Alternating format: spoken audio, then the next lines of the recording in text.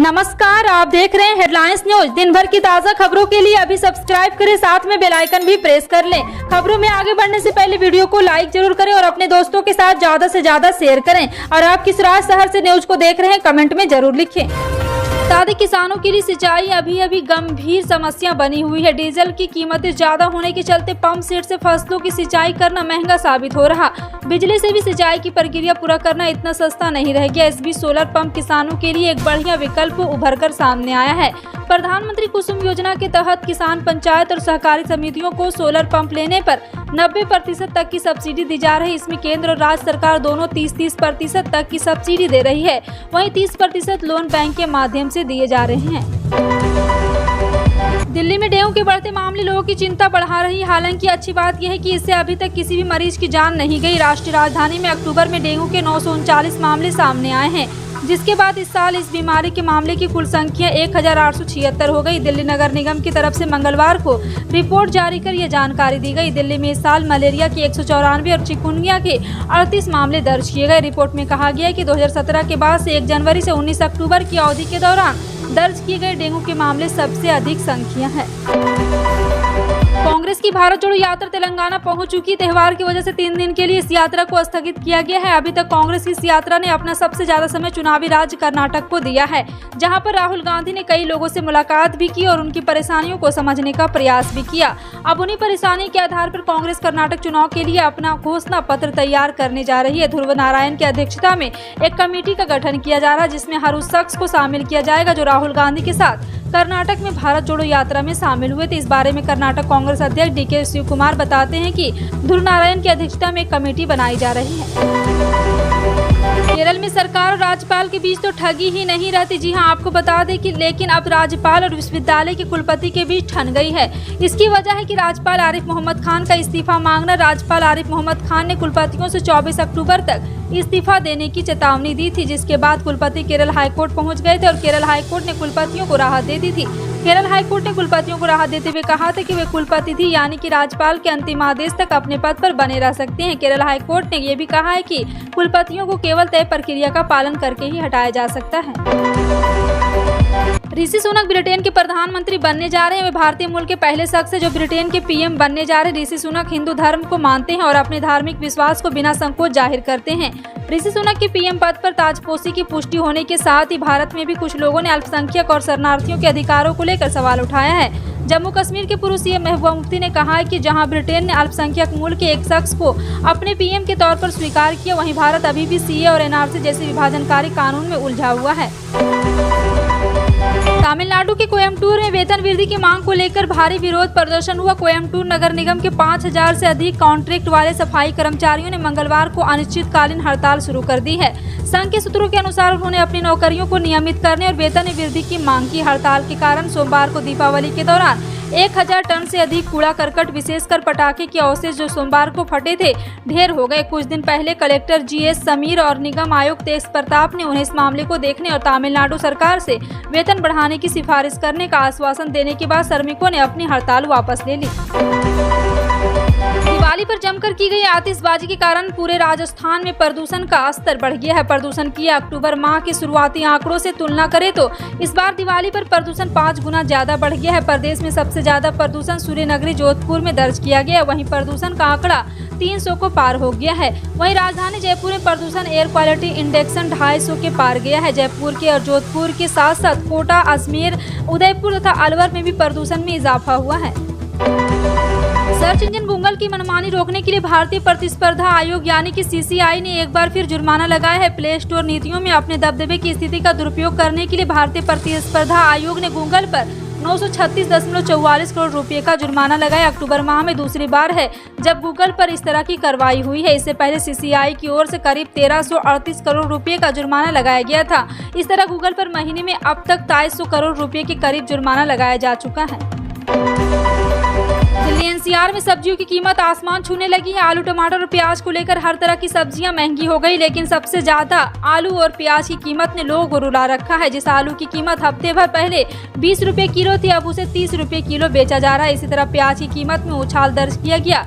आज प्याज की कीमत 10 दिन के प्रति डबल हो गई है। अब प्याज 40 रुपए के पार पहुंच गया। इसी तरह अन्य हरी सब्जियां भी महंगी हो गई, लेकिन इन सब के बीच गोभी की कीमत में गिरावट देखने को मिली। उसके अलावा किसी सब्जी में नरमी नहीं देखने को मिल रही है। ऐसे में व्यापारी और दुकानदार का कहना है कि आने वाले दिनों में हरी सब्जियां और भी महंगी हो सकती है।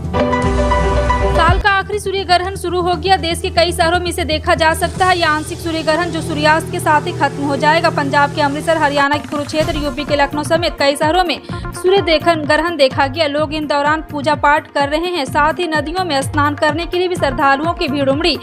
ग्रहण का नजारा देखने के बाद सीएम योगी आदित्यनाथ ने कहा, यह ब्रह्मांड की अद्भुत घटनाओं में से एक है। अमावस्या और पूर्णिमा के दिन ग्रहण की जो प्रवृत्ति रही, उसी के क्रम में अमावस्या के अवसर पर आज सूर्य ग्रहण की घटना को देखने का एक अवसर प्राप्त हुआ। सूर्य ग्रहण का असर देश के कई शहरों में दिखाई दिया।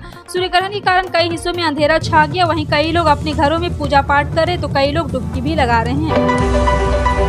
इनकम टैक्स, कॉर्पोरेट टैक्स और जीएसटी के बारे में तो सभी लोग जानते हैं। क्या आप पिंक टैक्स के बारे में जानते हैं, जो कि इनकम टैक्स जीएसटी से बिल्कुल अलग है। जिन्हें पिंक टैक्स के बारे में जानकारी नहीं, तो आपको बता दें कि ये कोई एक्चुअल टैक्स नहीं है जो सरकार की तरफ से लगाया जाता है, बल्कि आदमियों की तुलना में एक्स्ट्रा पैसा महिलाओं को चुकाना पड़ता है। इस पिंक टैक्स के जरिए कंपनियां आपका टैक्स काट रही। हालांकि अधिकतर लोग इस बारे में नहीं जानते, लेकिन ये दूसरे तरीके से आपकी जेब खाली कर रहा है। इसका सबसे ज्यादा असर सीधा महिलाओं पर पड़ रहा है। बिहार में नीतीश कुमार के खिलाफ हमलावर रहने वाले सुधाकर सिंह को अब मंडी व्यवस्था लागू करने के लिए राकेश टिकैत का समर्थन मिलता रहा है। बिहार के कृषि मैप को बेकार बताने वाले नीतीश कुमार की इच्छा के विरुद्ध मंडी व्यवस्था फिर से शुरू करने की मांग करने वाले सुधाकर सिंह को भले ही बिहार की कैबिनेट से इस्तीफा देना पड़ा हो, लेकिन अब उनकी मांग को बड़े किसान नेता का साथ मिल गया है। चर्चित किसान नेता चौधरी राकेश टिकैत ने इसको लेकर बिहार के सीएम नीतीश कुमार को पत्र लिखा और बड़ा आंदोलन करने की चेतावनी दी है। अखिल भारतीय बैंक कर्मचारी संघ ने 19 नवंबर को देशव्यापी हड़ताल की घोषणा की। यह जानकारी देते हुए संघ के एक अधिकारी ने कहा है कि बैंकरों को निशाना बनाए जाने के विरोध में हड़ताल की जा रही। एसबीआई के महासचिव सीएच वेंकटचलम ने कहा है कि हाल के दिनों में हमने बढ़े और इन हमलों को एकरूपता भी है। और वेंकटचलम ने सदस्यों को कहा है कि इन हमलों के पीछे एक साजिश, इसलिए हमें विरोध और जवाबी कार्रवाई के लिए तैयार रहना होगा।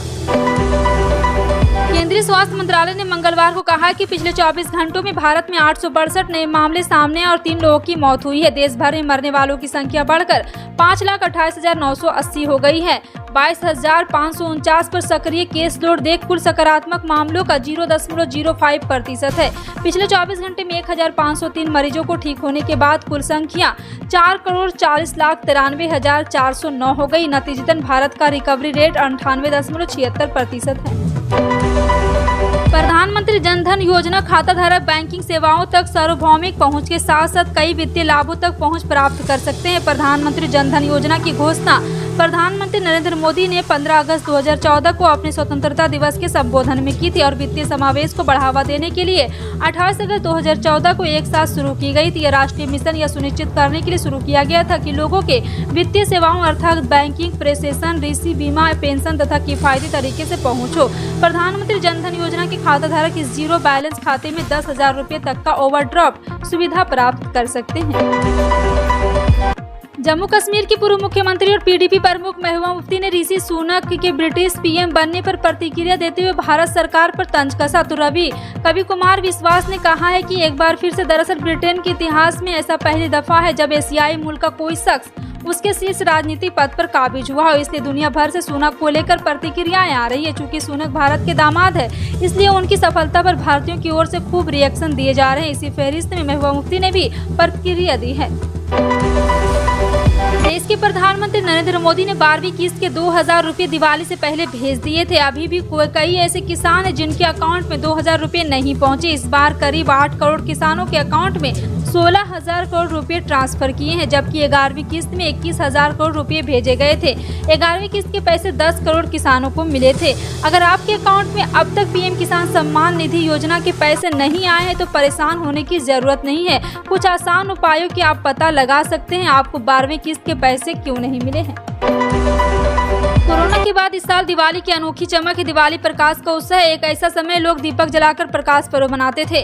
अब दिए के साथ बिजली रूपी प्रकाश का श्रृंगार कर दिवाली मनाते हैं। बिजली यानी कि ऊर्जा की बात की जाए तो कच्छ का डंका राज्य भर के साथ पूरे देश में बजता है। बता दें, बिजली उत्पन्न करने में कच्छ राज्य का पावर हब है। चालू वित्तीय वर्ष 2022-23 के पहले 6 महीने में कोयला हाइड्रो न्यूक्लियर आधारित उत्पन्न हुई ऊर्जा में अकेले कच्छ की भागीदारी लगभग 41% के साथ स्पष्ट हुआ है।